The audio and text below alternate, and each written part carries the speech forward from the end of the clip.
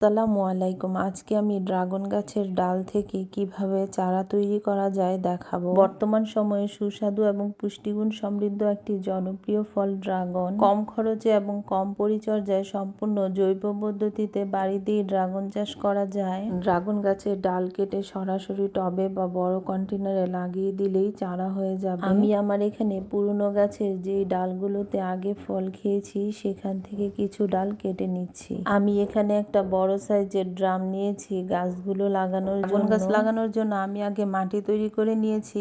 1 ভাগ মাটি, 2 ভাগ গোবর সার, সামান্য একটু নিম খৈল এবং 1 ভাগ কিচেন ওয়েস্ট ব্যবহার করেছি। আমি ড্রাগনের ডালগুলোকে মাটির মধ্যে লাগিয়ে দিচ্ছি এবং পরিমাণ মতো পানি দিয়ে দিচ্ছি। এবারে আমি এই গাছগুলোকে এমন জায়গায় রেখেছি যেন দিনের বেলা 3-4 ঘন্টা রোদ থাকে। মাশাআল্লাহ, প্রায় 1 মাস পরে এখান থেকে একটি কচি ডাল বের হয়েছে। এই পদ্ধতিতে ড্রাগন গাছের ডাল লাগিয়ে বাগান তৈরি করা যায়।